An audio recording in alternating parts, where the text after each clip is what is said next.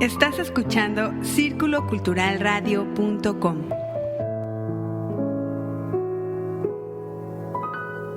Como decía don Abraham, el de la tienda del pueblo, que estaba su tienda pegada a la vía del tren, el señor que siempre que empezaba a hablar, garraspeaba 2 o 3 veces su garganta, se alisaba el bigote y empezaba a decir: porque detrás de cada mito, leyenda y toda verdad, siempre hay una historia que contar. Dicen que cuando toda el pueblo estaba ya después de lo que fue la revolución y eso, que se morían todos los hombres de las familias, se quedaban todas las mujeres solas, entonces había un molino ahí en el pueblo. Mira, las aprendía en el programa de XW, mi abuela, mis tías y mis abuelos paternos. Había otra que tenía una tienda, doña Chuy. Dicen que los moradores de Apizaco, pero es que como era muy metiche, hasta la viuda me llegó a contar historias. Mi abuela y mi mamá nos la contaban. Una historia que contar. Comenzamos.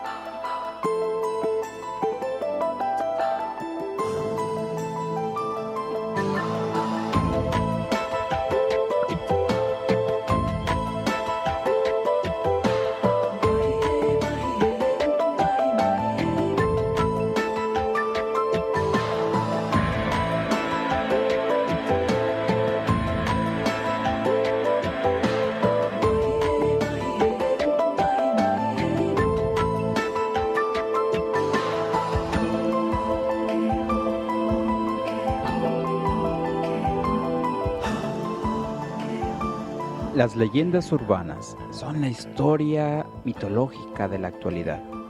Esto, ya que se basa en historias que supuestamente habrían ocurrido, las cuales muchas veces, por el narrador, son dadas como verdaderas. Buenas noches, soy Marco Aurelio Nava, bienvenidos a Una Historia que Contar. Con mucho gusto los saludo y le doy la bienvenida también a mi compañero en cabina.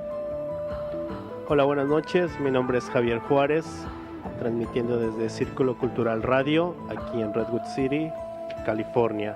Gracias, Marco. Y pues sí, nuestro tema de hoy, finalmente, leyendas urbanas. Y digo finalmente porque es algo de lo que algunas personas que ya nos habían escrito o sugerido algunos temas, este era uno de los que varias veces o varios de las personas nos habían sugerido, solo que estábamos tratando de buscar y aquí y allá, pero finalmente hoy sale una leyendas urbanas. Tienes razón, Javier, y estamos muy contentos, muy agradecidos con toda la gente que nos escucha. Cada vez hay gente que se nos une también en la página en Facebook, lo que quiere decir que estamos haciendo de alguna manera un trabajo que es del agrado de todo el auditorio. Muchas gracias por esas preferencias, por esos deditos arriba de me gusta, y eso nos sigue motivando para hacer cada vez un trabajo mejor para todos ustedes. Y precisamente este tema, como lo dijo Javier, de las leyendas urbanas, es un tema que honestamente a mi parecer es bastante amplio. Son muchísimas historias de todos tipos, de lo que entra en la categoría de leyendas urbanas. Pero para entrar ya en materia, vamos primero a entender qué es una leyenda urbana. Sabemos que en este programa habla también con historias, cuentos, mitos, etcétera. Pero ahora que hablamos de leyendas y leyendas urbanas en particular, ¿qué son leyendas urbanas? Bueno, estas leyendas urbanas se basan en personajes urbanos, como lo dice el nombre, y por lo mismo las leyendas urbanas siempre ocurren en ciudades o metrópolis, las cuales uno conoce. Toda la historia se cuenta de una manera para crear la sensación de realidad, que haga pensar que realmente ocurrió. Otra cosa que tienen las leyendas urbanas es que es el pretexto perfecto, digámoslo así, para que sean verosímil. Es decir, que tengan su carga de credibilidad o de que sean verdaderas. Es el hecho de que la historia fue dada a conocer por un amigo o alguien cercano. Y de ahí sale un dicho que normalmente tenemos todos, ¿no? Cuando dicen, le pasó a un amigo de mi amigo, o le pasó al tío de un amigo mío, etcétera, etcétera, que nos da esa sensación de que sucedió con alguien cercano. Y tiene que ser así, ya que, al igual que todos los mitos, el del pasado, esas leyendas urbanas son contadas normalmente o se pasan de boca, son transmitidas oralmente, digamos, de boca en boca. Muchas de estas leyendas urbanas comenzaron algunas hace algún tiempo, pero se han modernizado o se han actualizado por lo que tú ya dijiste. Como se cuentan de boca en boca, se van actualizando. Entonces la gente le va adhiriendo o le va quitando elementos y por lo tanto pareciera que es tan de nuestros días, aunque haya pasado hace unos 50 años, pero que igual causa el mismo miedo. También un poquito más históricamente, al hablar de leyenda urbana, ese término nace, digamos, se ubica en los comienzos del siglo XIX, digamos, en los años 1800, en otras palabras, y por lo general la leyenda urbana no ocurre en un pasado muy lejano.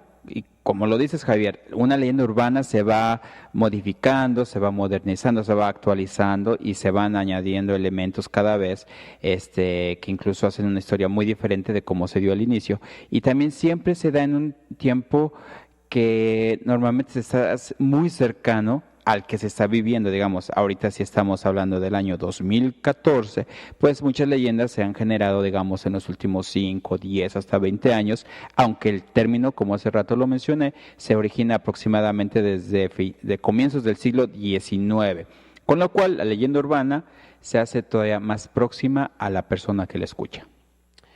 Y bueno, la gracia que tienen las leyendas urbanas es que pueden sobrepasar las fronteras del país donde se originó. Por lo mismo, pues no es raro que escuchemos una leyenda urbana aquí en América o en Europa. Y esto se debe en gran parte a que, bueno, la globalización en la que hoy estamos viviendo tiene mucho que ver. Exacto, la tecnología, antes, bueno, quizá no había lo que ahorita tenemos, que es el Internet, que es precisamente la herramienta por la cual mucha gente nos escucha y gracias por eso. Y también todas las telecomunicaciones, antes era pues a lo mejor nada más la televisión, la radio y todavía más anteriormente quizá era solamente las cartas, ¿no? El correo regular. Entonces, se cree también que las leyendas urbanas nacen por una necesidad del hombre de la urbe de crear historias, pero de eso les hablaré un poquito más adelante. Como las mitologías que existían antes en los lugares más apartados o rurales de cada país, a esto se refiere de que ahora se hagan estas o se creen estas leyendas urbanas en la metrópolis. Todo ser humano requiere una cuota de ficción en su vida. ¿A quién de nosotros no nos gusta, por ejemplo, tener un poquito de ese elemento, algo ficticio, algo que te dé miedo? Y el hombre urbano no está exento de aquello. Por lo mismo es que se dice que las leyendas urbanas se han transformado en parte del folclore urbano. Exacto. Toda ciudad grande o metrópolis tiene su propia leyenda, su leyenda urbana. En una edición pasada hablábamos de las historias que se cuentan en nuestros pueblos y de esa forma pues creo que entran, digamos, un poquito en la categoría de leyenda urbana. La diferencia es que en este caso esas leyendas vienen quizá de mucho antes y tomaron su personalidad de acuerdo a la población, y ya hablando de leyendas urbanas vamos a irnos un poquito a tiempos más recientes. Entonces la leyenda urbana puede ser que sea cierta o inicio de algo cierto, y lo atrayente son los hechos un tanto fantásticos que acompañan estas historias o leyendas recientes. Eso es algo muy, muy, muy característico y particular de las leyendas urbanas. Vamos a entrar de lleno a una de ellas y les quiero presentar esta primer leyenda urbana, que es una de las más conocidas. Es una versión que nosotros encontramos, una versión que tenemos preparada para ustedes, así que escuchemos la leyenda urbana de No solo los perros lamen.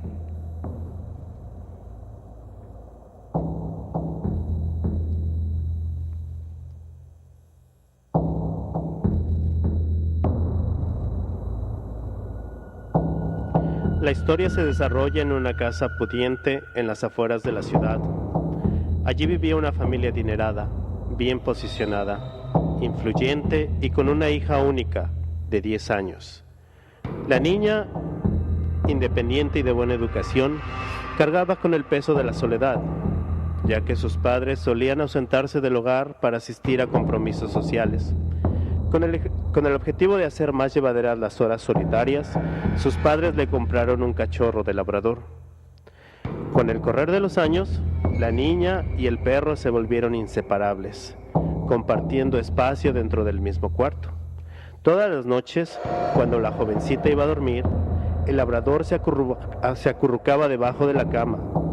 La niña estiraba entonces su mano y el perro se la lamía, a modo de saludo nocturno que se convirtió en una tradición de código entre ambos.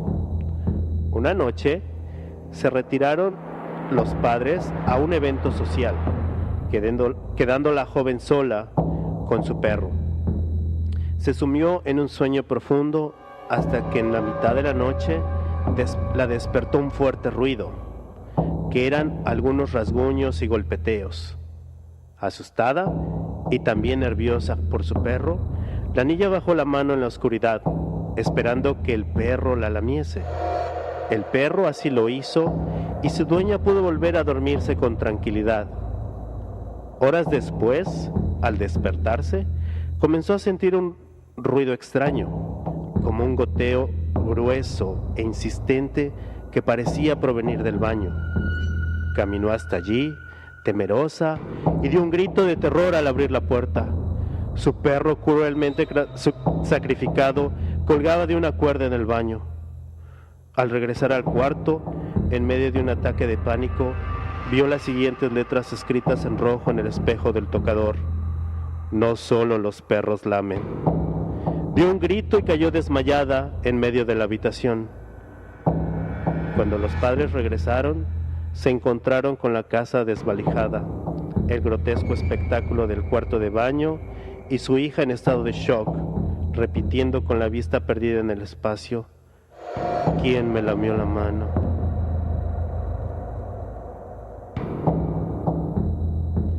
¿Quién me lamió la mano? ¿Quién me lamió la mano?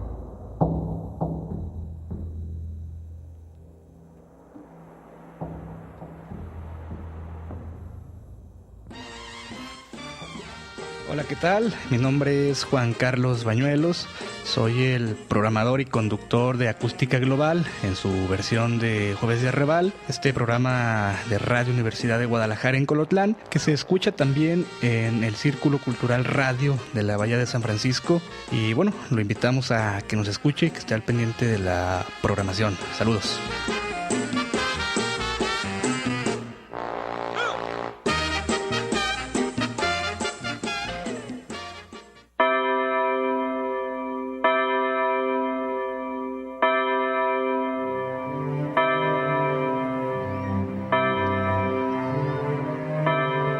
Hola, mi nombre es Juan Carlos Bañuelos, soy el programador y productor de este espacio llamado Ficcionario, un lugar donde usted puede escuchar producciones literarias, radionovelas, radiocuentos, poemas, narraciones, relatos. Usted puede ser parte de este programa, escuchando, dejándose llevar, echando a volar la imaginación.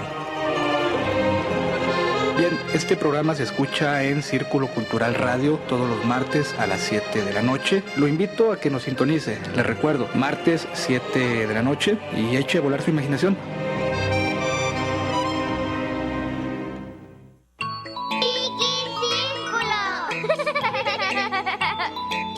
Te esperamos los domingos a las 10 de la mañana en Chiqui Círculo por círculoculturalradio.com.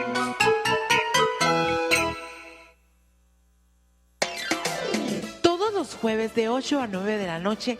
Entérate de lo que pasa en la semana y un poco más. Con Ceci Belmont y Rogelio Cisneros, aquí por circuloculturalradio.com.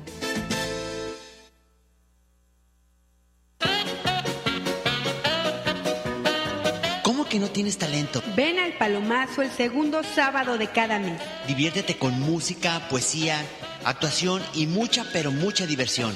Ya verás cómo descubriremos tu talento. A partir de las 7:30, el Palomazo de Círculo Cultural en Casa Círculo. 1757 East Bayshore Road, Suite 23, en Redwood City.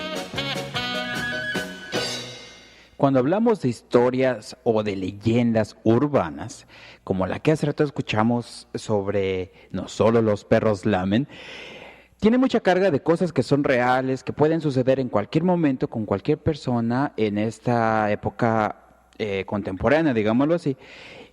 Pero el hecho de que las leyendas urbanas sean transmitidas es por lo entretenido de su historia, la cual muchas veces está acompañada de acontecimientos, como hace rato escuchamos, violentos o letales, los cuales son aceptados y apetecidos debido al morbo de la gente.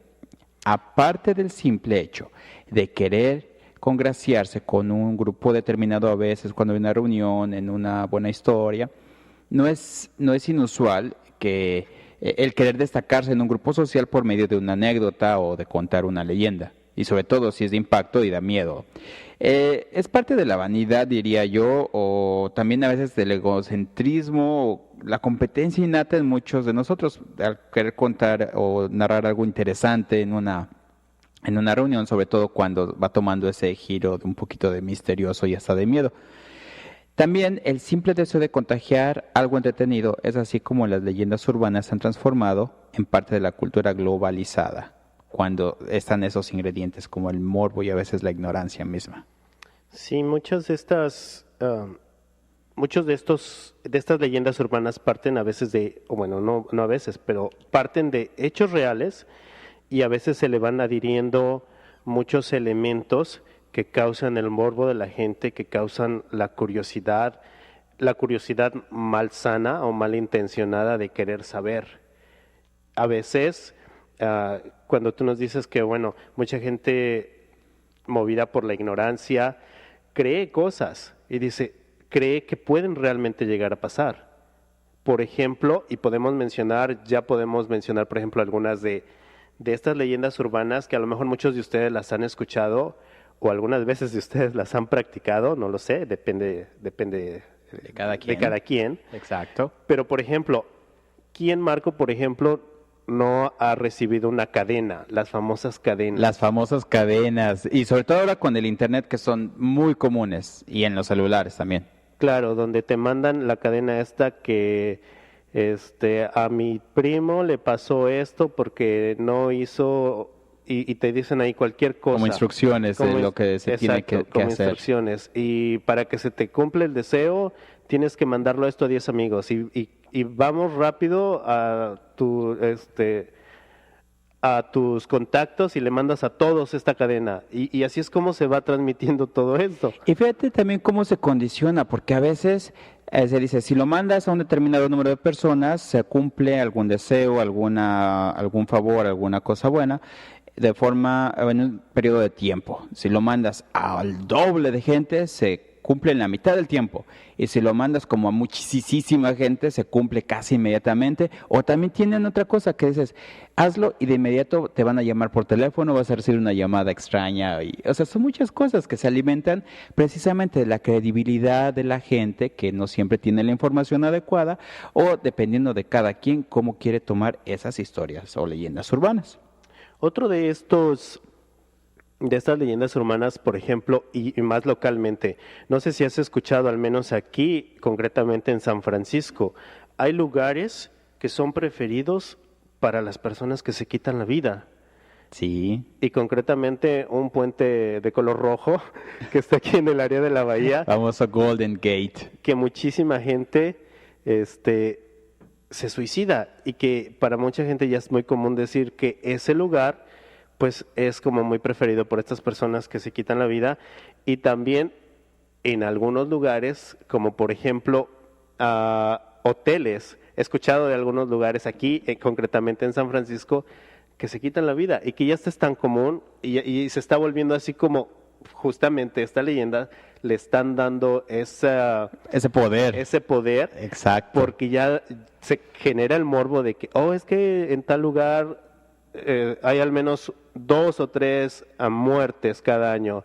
Y cuando pasa, sí, en tal lugar, y pareciera que hay quienes toman fotografías y las mandan así a sus contactos y eso va generando el morbo. Fíjate que es como una fiebre, ¿no? Incluso hace rato hablábamos de los medios de comunicación y de toda la tecnología. Y, por ejemplo, Pablo Juárez nos comparte, precisamente a través del Internet, no una cadena ni una leyenda urbana, pero él también nos comparte ese comentario que dice, y por cierto, muchas gracias, Pablo, de que ahora también en Facebook, y Facebook es una de tantas redes sociales, posiblemente de las más utilizadas y comunes, que incluso nosotros la utilizamos para nuestro programa y con la que nos comunicamos con mucha gente que nos escucha. También, como es una herramienta de gran alcance, digámoslo así, se ocupan todos esos elementos para nutrir y enriquecer y fortalecer esas leyendas urbanas. Otra de las leyendas que podemos mencionar, pues es el tan temido tráfico de órganos, que se dice que le pasó al primo de mi amigo, que un día en una discoteca estaba bailando, se encontró una chica, lo último que se acuerda es que fueron a un hotel y no más recuerda, hasta que despertó al otro día en una bañera llena con hielo y con mucho dolor. Fíjate que todas esas historias que digamos parten de algo que sí es cierto y que es no hay duda que es parte de algo real, algo que la gente puede ver, como lo mencionaste, en un lugar específico, en este caso un puente o un espacio, un lugar. Hay también elementos que hablan de leyendas urbanas y abundan por todos lados. Sí, por ejemplo, en Chihuahua hace mucho tiempo hay una leyenda, por ejemplo, de una mujer. Bueno, es de un maniquí, la famosa Pascualita. No sé si escuchaste algo sobre esa leyenda urbana en Chihuahua. Pues fíjate que pareces adivino, Javier.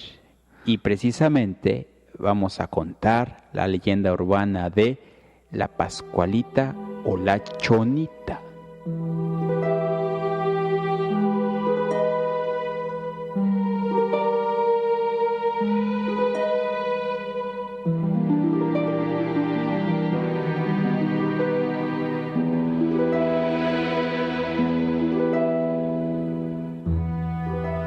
La novia más bella de Chihuahua. Hay gente que asegura que al pasear por las calles de Chihuahua pierden la noción del tiempo, una ciudad bella. Pero lo que llama la atención es que al momento en que cierran todos los negocios y todos los locales comerciales, hay un aparador que deja algo a la vista muy enigmático porque es hermoso. Y cuando se acercan es una tienda de novias.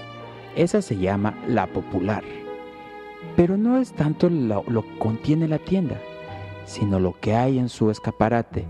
Un hermoso maniquí, una novia preciosa, de mirada cristalina, de labios bellos, de manos tan detalladas. La gente se queda viendo en todos esos detalles que asegura que con el rabillo del ojo alcanzan a ver cómo el maniquí alcanza a sonreír. Se retiran, piensan que ha sido producto de su imaginación. Cuando lo mencionan con la gente local, dicen, quizás has tenido suerte, porque no a todo el mundo le sonríe la Pascualita. ¿La Pascualita? Y empiezan a contar la leyenda de la Pascualita o la Chonita. La Pascualita o la Chonita es un maniquí que es en el aparador de La Popular, que se considera la mejor tienda de vestidos de novia de Chihuahua, desde el 25 de marzo de 1930. El maniquí fue traído de Francia, comprado por la dueña del negocio, la señora Pascualita Esparza Perales de Pérez.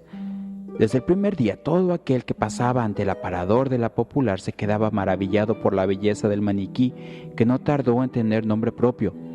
La dueña la nombró Chonita porque había llegado a la tienda el día de la encarnación, pero el populacho tenía más fuerza y acabó por ser conocida por el nombre de su dueña misma, Pascualita.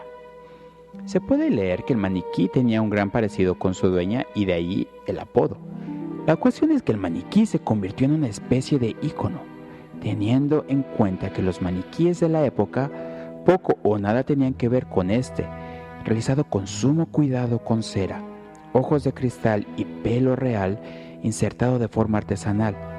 No es de extrañar que le otorgara el título de la novia más bonita de Chihuahua, título que continúa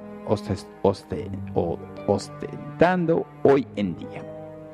Hasta aquí todo parece normal y lógico, pero en algún momento en concreto que podríamos situar de la década de los 60, comienzan a circular rumores en Chihuahua sobre Pascualita, que van más allá de su belleza cerúlea.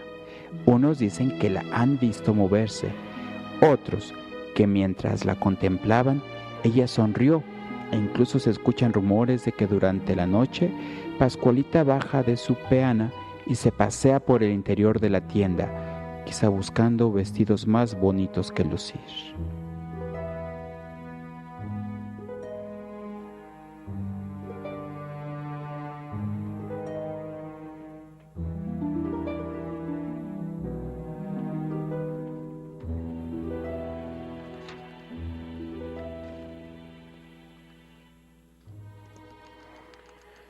Y como ya lo hemos escuchado, de estas leyendas que, pues bueno, también es otra de las leyendas, ¿no? Que muchos dicen que muchos de los maniquíes, o en algunos lugares, estos maniquíes, pues son realmente esqueletos de alguien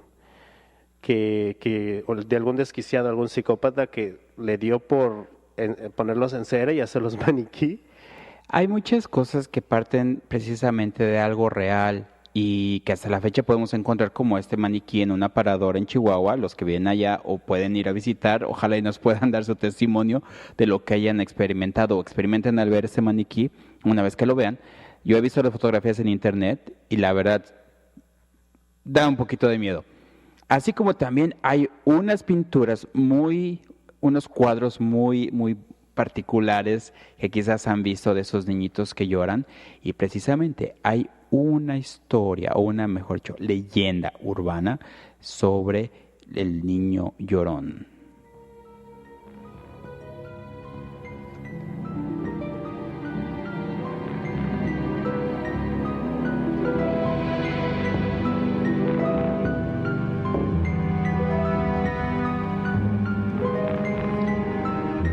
Héctor era un amante del arte y muchas veces no dudaba en recurrir al mercado negro cuando quería obtener alguna pieza de arte nueva para su colección.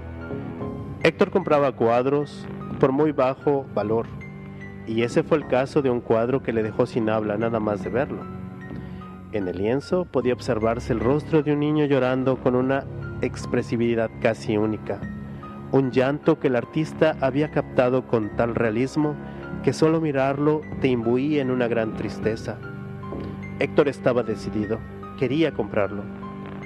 En el lienzo podía leerse la firma de un tal Giovanni Bragolin. Héctor compró su retrato y se fue a casa con el cuadro bajo el brazo.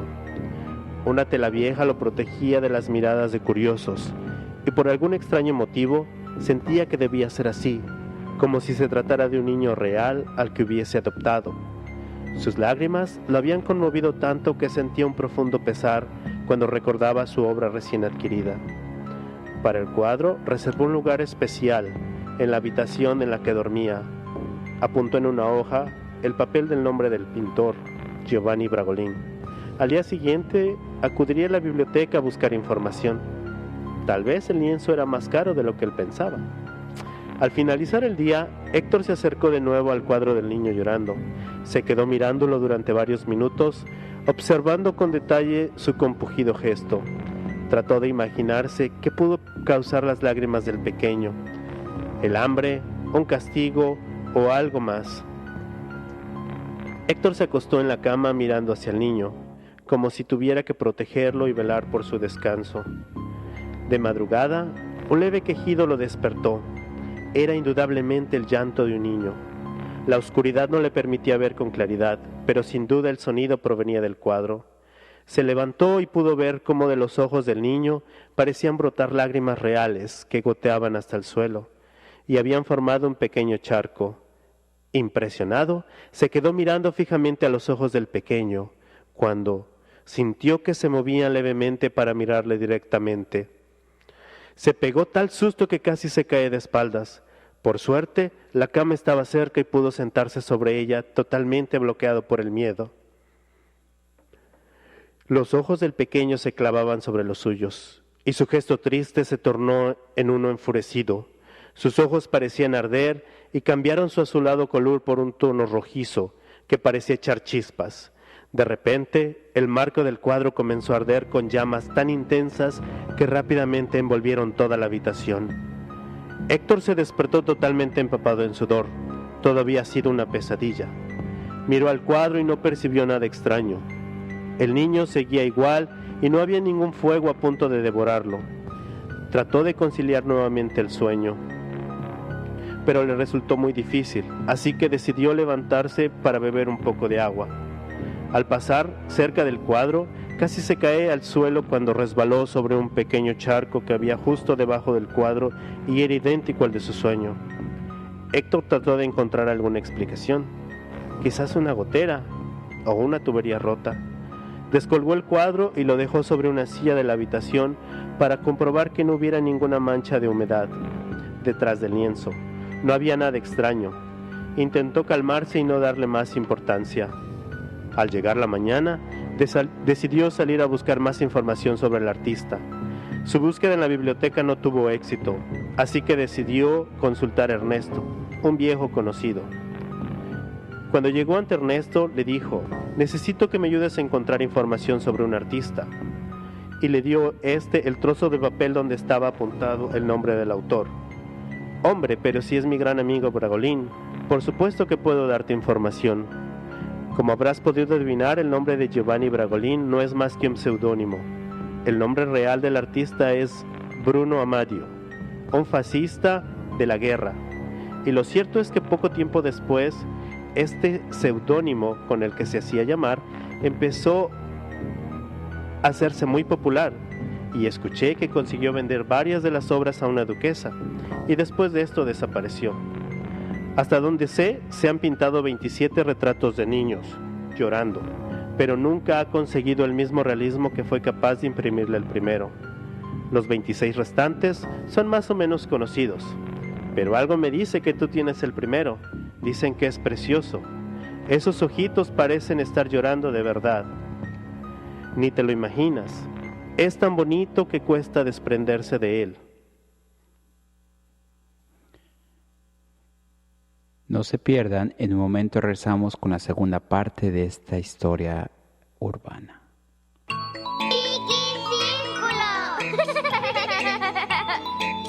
Te esperamos los domingos a las 10 de la mañana en Chiqui Círculo por circuloculturalradio.com.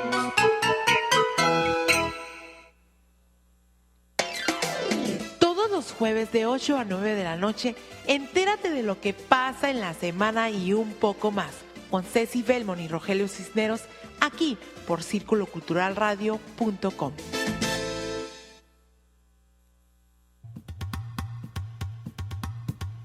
¿Tocas algún instrumento? ¿Cantas? ¿Bailas? ¿Actúas? ¿Escribes? ¿O ninguna de las anteriores, pero las sabes disfrutar? Demuestra tu talento en el Palomazo de Círculo, el segundo sábado de cada mes. La cita es a las 7:30 de la noche en Casa Círculo. 1757 East Bayshore Road, Suite 23, en Redwood City.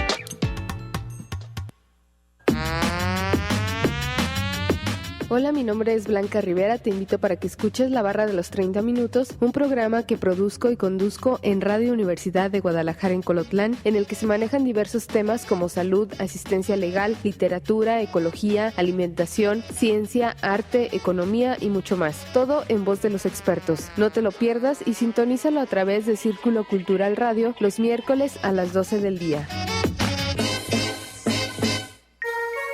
La voz de nuestras raíces.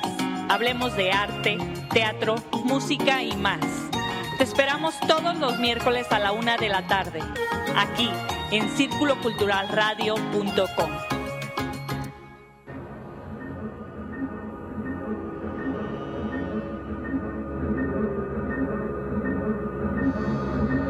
El retrato del niño llorón, segunda parte.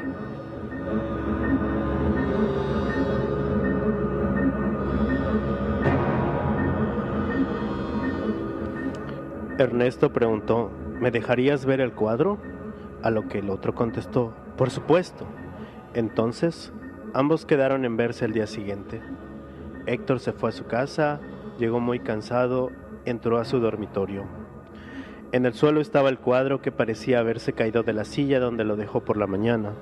Verificó que no se hubiera roto con el golpe y colgó el cuadro nuevamente en la pared donde lo había hecho la noche anterior. Se acostó y cayó en un profundo sueño. Exactamente a la misma hora que la noche anterior, un llanto le despertó. El hombre se levantó y, como la noche anterior, pudo verificar que las lágrimas del niño salían del cuadro y mojaban el suelo. El niño se giró y fijó sus ojos sobre los suyos, solo que esta vez Héctor no retiró la mirada. Se quedó buscando una explicación en el interior de los ojos del niño. Sin saber muy bien cómo, pareció adentrarse en sus pensamientos y pudo ver lo que tanto temía. Como si de un simple espectador se tratase, pudo ver la estampa de un orfanato italiano en la que se agolpaban docenas de niños que habían perdido a sus padres. Entre todos ellos, pudo distinguir al niño de su cuadro, llorando en una esquina de forma desconsolada. Un hombre vestido con el típico uniforme de los fascistas italianos le retrataba sin dejar de insultarle y golpearle con sus duras botas militares cada vez que el niño cesaba de llorar. Había algo malvado en aquel hombre, pues, como si estuviera poseído, pintaba a una velocidad infernal y sonreía con una grotesca mueca de satisfacción cuando veía al pequeño llorar. La siguiente imagen que le vino a la mente fue la del cuadro en uno de los pasillos del orfanato. Por alguna extraña razón, el artista lo había dejado allí mismo tras concluir su obra. Cuando los niños estaban durmiendo, el cuadro tomó vida como en su sueño. Primero los ojos del niño se volvieron rojos y después una bocanada de llamas comenzó a brotar de los marcos del cuadro, misteriosamente sin dañar el lienzo que parecía no poder quemarse con las llamas. El fuego rápidamente se propagó cerrando la única posible vía de escape de docenas de niños huérfanos que gritaban de dolor cuando las llamas comenzaron a quemar sus pequeños cuerpos.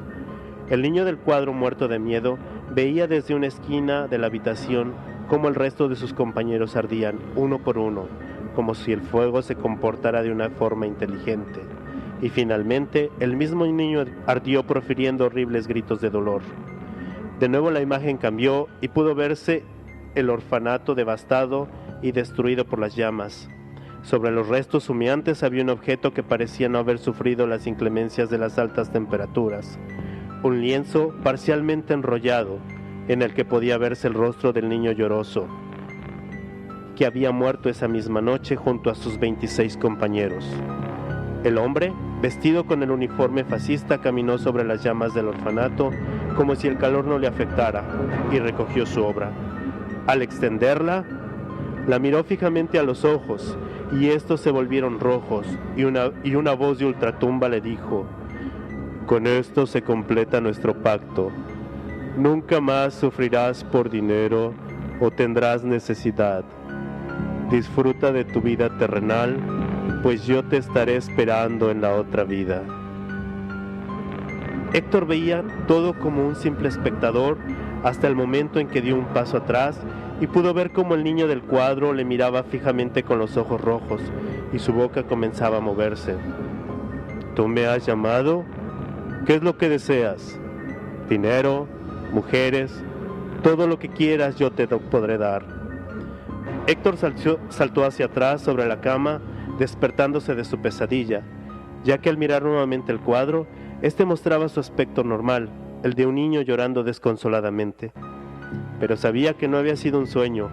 Un pequeño charco bajo el cuadro delataba que lo que había visto y vivido era real. Fue corriendo a la cocina, sacó un cuchillo de un cajón y se dirigió corriendo con la intención de desgarrar el cuadro y acabar de una vez con la maldición. Pero al entrar en la habitación, la puerta se cerró de un golpe detrás de él y el cuadro nuevamente mostró su lado más diabólico cuando el niño, con los ojos rojos, se giró a mirarle. Una vez más las llamas comenzaron a quemar todo a su alrededor y Héctor no pudo más que sufrir una de las muertes más atroces posibles, mientras el fuego parecía deleitarse con su sufrimiento, quitándole lentamente la vida hasta quedar totalmente carbonizado. A la mañana siguiente, cuando Ernesto pasó por el apartamento de su amigo para ver el cuadro, encontró la escena. A su amigo tendido carbonizado, y lo único que se había salvado era el lienzo del niño llorando sobre el cuerpo de su amigo. Ernesto tomó el cuadro y salió corriendo del lugar antes de que alguien más llegara. Tenía que destruirlo, pero el cuadro era muy bonito y tenía que protegerlo.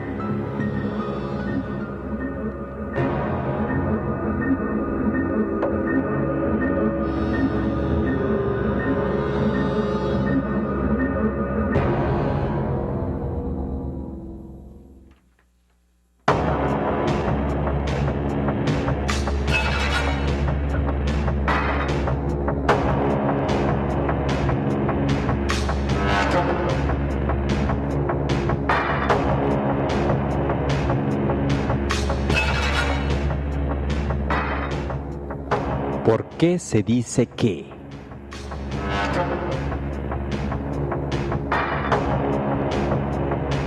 ¿Por qué se dice que son cuentos chinos? La ruta de seda, una ruta comercial que conectaba la Europa con los pueblos del Asia, entre ellos primordialmente India y China, era un camino muy socorrido, por así decirlo, con leyendas, con historias, con tradiciones completamente diferentes a las que se vivía en Europa. Entonces los viajeros y comerciantes, al regresar a Europa y comenzar a hablar de todas las maravillas que habían visto y habían atestiguado, también traían historias del lejano oriente, primordialmente de China. Esas historias, bastante fantasiosas, estrambóticas y muy coloridas, eran muy difíciles de creer de acuerdo a las tradiciones orales y las historias y leyendas que existían en Europa. Por lo tanto, cuando alguien escuchaba una historia bastante ficticia o con cosas que parecían ser ciertas pero no tan seguras de creer en ellas al 100%, les decían, esos son cuentos chinos. Una expresión que utilizamos comúnmente para mencionar o referirnos a algo que no nos convence el 100%. ¿Qué te parece, Javier? Eso de los cuentos chinos, muy divertido. Pero sí, mucha gente cuando escucha estas leyendas urbanas dicen, hay otro cuento chino, porque muchos no lo creen, pero muchos sí, y tienen mucho miedo. Por eso Emil Salima, que nos ha estado escuchando, dice, uy, qué mello, no voy a poder dormir. Emilsa, no tengas miedo, son algunos cuentos chinos o no lo sabemos porque pueden partir de una realidad, acuérdate. No pretendemos asustar a nadie. Aquí acuérdense, queridos escuchas, que la opinión más importante, como siempre lo decimos, es la de ustedes y la conclusión más acertada es la que ustedes tomen al final. Claro que si nos dejan saberla y la comparten con nosotros en Facebook, en nuestra línea, en nuestra página de internet o en nuestro correo electrónico, eso es algo excelente. Por lo tanto, aprovecho también a enviar saludos a Miss Labarco, a Martín Hopkins, que nos escucha, que creo está por ahí solito en su casa. Martín, no tengas miedo. A Laura, gracias por las felicitaciones, y también quiero enviar un saludo a Ramiro López en Toluca y a Ninosca, y también quiero enviar un saludo a Olga Bañuelos. Otra de las leyendas que hemos escuchado, de estas leyendas urbanas, es por ejemplo, ¿quién no ha escuchado la famosa leyenda en Nueva York sobre los cocodrilos que habitaban en el desagüe o las cloacas? Exacto, otra de las leyendas urbanas, y como hablábamos hace un rato, Javier, de las grandes urbes, todas tienen sus leyendas y Nueva York no es la excepción. Creo que de hecho es una de las ciudades que tiene más leyendas urbanas en el mundo. Además de eso, se hizo una película, por cierto, en los 80s, que es la famosa de Alligator, el famoso lagarto ese gigante que vive en los desagües y todo tiene una razón, o una historia, o esa leyenda de cómo sucede. Se origina esa leyenda urbana, es que la gente que va de vacaciones a las zonas tropicales compran así como curiosidad una mascotita, un lagarto, un cocodrilo bebé, se lo llevan, y luego ya no saben qué hacer con ellos. Porque crece mucho, ¿no? Y además que sale muy caro seguramente, imagínate alimentar a un cocodrilo. Deja de eso, que lo alimentes con pollo, con lo que sea, pero que también se alimente de tu mano o de tus dedos. Por eso cuando ya comenzaban a crecer esos cocodrilillos y mordían a los niños, los papás decían, no, esto se va. Y les era muy fácil ponerlo en el inodoro, bajar la palanquita y se iban. Y de ahí nace la leyenda urbana de que esos animales crecen en las cloacas, alimentándose de todo lo que encuentran ahí, y también por la falta de luz solar se hacen albinos y son ciegos. Otra de las muy conocidas leyendas urbanas es la abducción de ovnis. ¿Quién no ha escuchado esto sobre los ovnis que secuestran personas, que les hacen alguna cosa o algún tipo de experimento y los regresan, y que la gente es muy cambiada? Mucha gente tiene miedo sobre eso. Incluso hay muchos programas conocidos en varias partes del planeta, aquí en Estados Unidos, en México, por ejemplo, hay incluso un investigador que se dedica a todo esto, porque creen en esto, en las abducciones de los ovnis. Señor Maussan. Parece que sí. Y también le presenta muchas otras historias que pues de alguna forma están documentadas, y bueno, no sabemos en qué categoría o en qué nivel podríamos decir que también muchas de las cosas que el señor presenta son leyendas urbanas, pero una leyenda urbana siempre tiene ese efecto, ¿no? De dar algo de miedito, algo de curiosidad, y precisamente nos dice Héctor Cerezo que el programa de hoy, de Una Historia que Contar, ¿se le parece particularmente o altamente peligroso? Gracias, Héctor, por esa... Nunca habíamos tenido ese adjetivo, creo, en el programa, ¿verdad? No. Pero creo que hoy va muy a la sazón de nuestro tema, con las leyendas urbanas. Y dice Héctor Cerezo que, como es altamente peligroso con estas historias esta noche, él recomienda que no es bueno escucharlo solito. Así que, Héctor, esperemos que no estés solito, y si lo estás, pues entonces procura no asustarte mucho, y si no, ya nos escribirás cómo te está yendo la noche con estas historias. Gracias, Héctor, por tu comentario. Otro de las leyendas urbanas que conocemos es la famosa Ouija, que es este tablero donde por medio de él puedes hablar con estos seres de la otra dimensión que te pueden decir, o tú puedes hacer preguntas y ellos te dan una respuesta, y mucha gente lo cree y mucha gente lo hace. Fíjate que la Ouija, así como otras prácticas, otros juegos, digámoslo así, de adivinación y de cosas por el estilo, son muy populares. Y hay épocas en las que se desatan un poquito más. Yo recuerdo hace no muchos años, por no decir mi edad, no es cierto, pero mi hermana, Estela, ella era una chiquilla, yo creo de unos 12, 13 años, no sé, y recuerdo, yo era muy pequeñito, ella en un regalo le dieron una Ouija y creo que se puso a jugarla con unos primos, etcétera. Aquí, como decimos, le pasó al amigo del amigo, pero en este caso le pasó a mi hermana y a los primos, y lo que sucedió es que creo que se pusieron medio mal o les dio miedo, y lo que hizo la abuela es agarrar la Ouija y así, definitivamente la decomisó por no un día, 2 días o un fin de semana, la decomisó por años, hasta que mi hermana ya era una adulta y en la casa de la abuela descubrió su Ouija, y no sé si la recuperó, la verdad ya no recuerdo este final, mi hermana nos lo contará, y si no, quien tenga oportunidad de comunicarse con Estelita Nava, díganle, oye Estelita, cuéntanos la historia de tu Ouija, y van a ver. Así como otra práctica que se hacía, por ejemplo, era la de un libro con unas tijeras, y se le llama Pregúntale a Cleopatra, creo, ¿no? Algo así. Nunca escuché de ese, pero bueno, quizás porque no soy de esa época, pero de la que yo soy es de la famosa Bloody Mary, que se paraba uno frente a un espejo y tenías que decir 3 veces Bloody Mary y se aparecía el fantasma de una mujer. Que hay otra versión que precisamente es la de la Verónica. La Verónica, que se tiene que mencionar ese nombre 7 veces enfrente de un espejo. Afortunadamente no es enfrente de una ventana transparente, pero sí de un espejo. Y se tiene que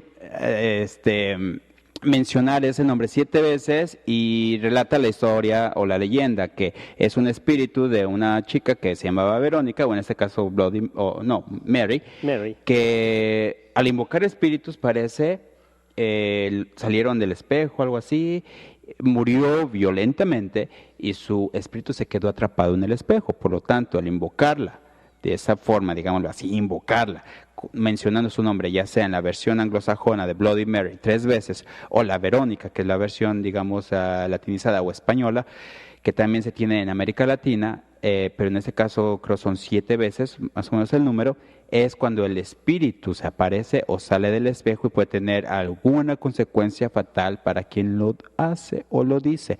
No lo sabemos, amigos, eso ustedes lo deciden y ustedes tomarán el mejor juicio acerca de esta leyenda. Otra de las famosísimas leyendas urbanas es la famosa mano peluda. ¿Quién no escuchamos sobre la mano peluda? Hay quienes le llaman de otra forma la mano pachona, la mano rajada, pero al final es de la mano peluda. Que esa historia precisamente creo que es de allá de por tu tierra, Javier, de Puebla. Ah, no sabía, pero es muy interesante. O del DF, parece que ahí nos llegó un comentario del DF. Pero esa historia, yo lo que tengo entendido es, bueno, hay 2 cosas primero. Cuando se habla de la mano peluda, por cierto, hay un programa que hasta la fecha sale al aire y muchos lo conocen, es el de la mano peluda, donde se hablan igual de historias de terror, pero esas son historias que comparte la gente en vivo al teléfono. Y la mano peluda, la historia es de esta mano así, toda peluda, con uñas largas y muy, muy fea, que sale por debajo de la cama y cuando bajas un pie para levantarte de la cama, te jala la pierna o te quiere llevar al inframundo, te sale atrás de una puerta o atrás de un cajón o algo así. Y hay una historia de unos usureros, no me acuerdo el nombre del señor, pero ellos se aprovechaban de la gente, ¿no? Para prestarles dinero y sacarles el doble de lo de la cuenta. La cosa es que al morir, toda la gente deseaba que se le secara la mano. Se murió el señor y el sepulturero juraba que la mano salió de su tumba y de ahí en fuera es la mano peluda. Es otra historia, otra leyenda tan popular como la mismísima Llorona. O como las brujas. Otra de las leyendas urbanas hoy en día es los famosos zombies. Si ya partimos de que muchas de estas leyendas urbanas son ficción, que a veces no tienen sustentación real, pero la cosa del morbo, lo que dijimos, muchas veces el miedo de algo que puede ser posible, pero que quizás no lo es, nos lleva a pensar en que quizás pueda pasar algún día. Y fíjate también, hace rato mencionamos que es la necesidad moderna, digámoslo así, de crear historias con tintes de algo sobrenatural. Antes, bueno, en la época antigua la gente lo hacía a través de dioses, de mitos, de héroes. En este caso, con la modernidad, y ahora que ya hablábamos de todos los medios modernos de preservar la historia o los acontecimientos, aún así surge la necesidad de tener un aspecto extra o sobrenatural de los hechos o acontecimientos reales. Por eso fuimos así como que de eventos reales, a otros que ya se pintan de un tinte más no tan creíble, a los que posiblemente son pura fantasía. Y a propósito de eso, hay cuentos que tienen mucha fantasía.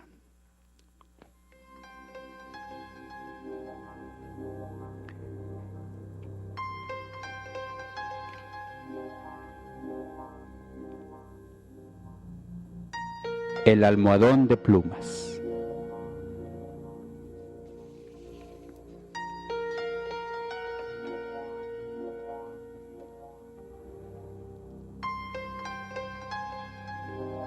En su luna de miel, Angélica y Jordán habían vivido un tiempo idílico, realmente se amaban. Pero la casa en que vivían influía un poco el ánimo de los dos. La blancura del patio silencioso, frisas, columnas y estatuas de mármol producían una otoñal impresión de un palacio encantado. En ese extraordinario nido de amor, Alicia pasó todo el otoño. No obstante, había concluido por echar un velo sobre sus antiguos sueños y aún vivía dormida de la casa hostil sin querer pensar en nada hasta que llegaba su marido. No era raro que ella adelgazara. Tuvo un ligero ataque de una enfermedad, pero poco a poco su semblante se fue haciendo más y más débil, al grado de no levantarse de su cama. Ella estaba cómodamente instalada en su cama y reposaba su cabeza en un almohadón de plumas que había sido un regalo de bodas de su marido. Ese almohadón había pertenecido a la madre y a la madre de Jordán. Ella descansaba su cabeza en ese almohadón y comenzó en su enfermedad a tener alucinaciones en las que veía los fantasmas de la suegra y de la abuela de su marido. Después de eso, ella se debilitaba cada vez más, se ponía cada vez más pálida. Vino el médico, la examinaba y no encontraba la causa de su enfermedad. Ella se iba desvaneciendo. Cada vez se agotaba y se ponía más pálida hasta que murió. Fueron los funerales, el sepelio. Y al regresar y empezar a limpiar la casa, la sirvienta acomodó su cama y al querer levantar el almohadón, sintió que pesaba demasiado para hacer un almohadón de plumas. Ella lo dejó caer en el piso aterrada. Se acercó Jordán y dijo, ¿qué sucede? Le dijo, Señor, ese almohadón pesa mucho. Empezaron a notar que algo se movía en el almohadón. Y lo único que notaban eran 2 pequeñas manchitas de sangre. Al ver que se movía algo, Jordán tomó un cuchillo, rasgó el almohadón y en medio de las plumas salió un bicho sanguinolento y gelatinoso horrible, echando unos chillidos terribles.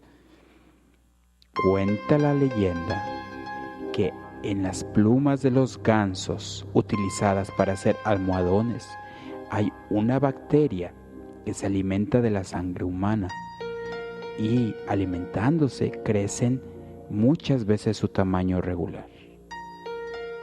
¿Cierto? No lo sabemos. Pero si tienen un almohadón de plumas en este momento, pónganse cómodos para soñar.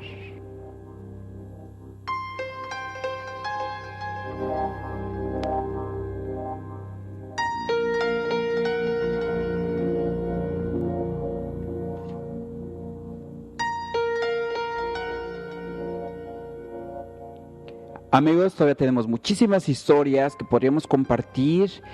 Agradecemos a todos su tiempo escuchándonos. Esperemos que les haya gustado todas esas historias. No dejen de sintonizarnos, por favor, en nuestra próxima edición que siempre preparamos con mucho gusto para ustedes. Recuerden, en www.circuloculturalradio.com todos los jueves a las 9 de la noche, hora del Pacífico, los espera y se despide su amigo Marco Aurelio Nava.